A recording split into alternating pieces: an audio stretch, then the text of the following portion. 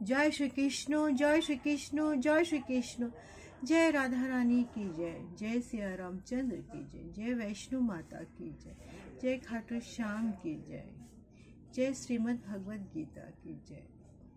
आज आमी श्रीमद् भगवद गीतार षष्ठ अध्याय ध्यान योग श्लोक 40 पाठ करछि।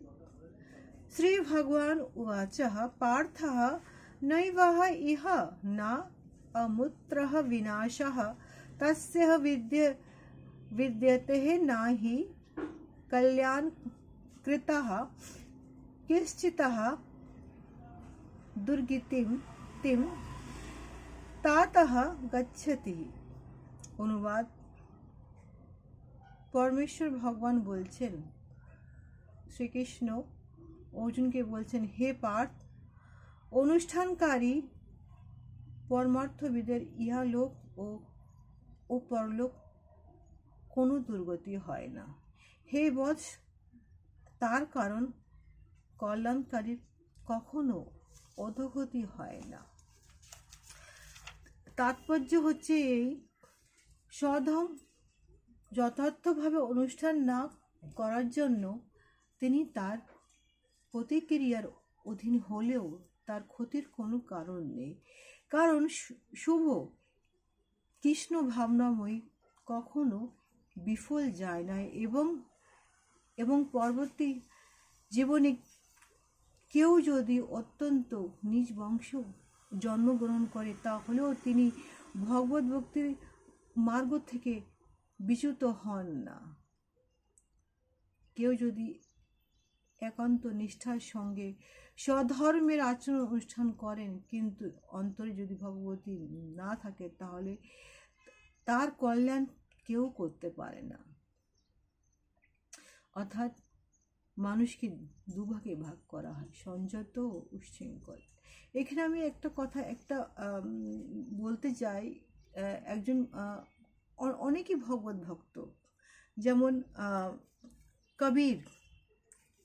কবিরের জন্ম একটা রহস্য। বইতে বলা আছে কবিরের জন্ম একজন সেই যুগে একজন বিধবার গর্ভে হয়েছিল। তারপরে সে বিধবা লোক লাজের জন্য তাকে গঙ্গার নদীর ওখানে ছেড়ে দিয়েছিল। তারপরে তাকে জুলহা, যারা কাপড় বোনে মুসলমানরা, তাকে নিয়েছিল, তাকে ছেলে করেছিল। কিন্তু কবিরের শিক্ষা দীক্ষা, তার জ্ঞান বুদ্ধি হয়েছে। যেমন রাইদাস চামার জাতিতে তার জন্ম, তার কাজকর্ম, তার জুতো বানানো। কিন্তু রাইদাসের ভগবত ভক্তিতে ভগবান এতই তৃপ্ত কি মা গঙ্গা তার সেই চামড়ার যে বাটিটা, তার মধ্যে মা গঙ্গা এসে গেছিল। সেই যে রাইদাস সমস্ত মানুষের দুঃখ দূর করত, রোগ নিরাময় করত। অর্থাৎ জন্মটা যেখানে হতে পারে, কিন্তু মানুষের কর্মটা সব থেকে বড় জিনিস, সব থেকে বড় হচ্ছে কর্মটা। জয় শ্রীকৃষ্ণ, জয় শ্রীকৃষ্ণ, জয় শ্রীকৃষ্ণ। শ্লোক 41। প্রাপ্য পুণ্যকৃতাম লোকান উষিতবঃ শাশ্বতিঃ সমঃ শুচিনাম শ্রীমতাম গেহে যোগভ্রষ্টঃ অভিজাতঃ। অনুবাদ, যোগভ্রষ্ট ব্যক্তি পুণ্যবানদের প্রাপ্য স্বর্গাদিক লোকসমূহ বহুকাল বাস করে সদাচারী ব্রাহ্মণদের গৃহে অথবা শ্রীমান ধনী বণিকের ঘরে জন্মগ্রহণ করে।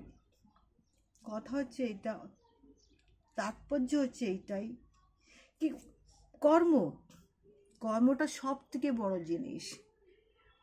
কর্ম ভালো করলে জন্ম সে তার উদ্ধার হয়েই যায়।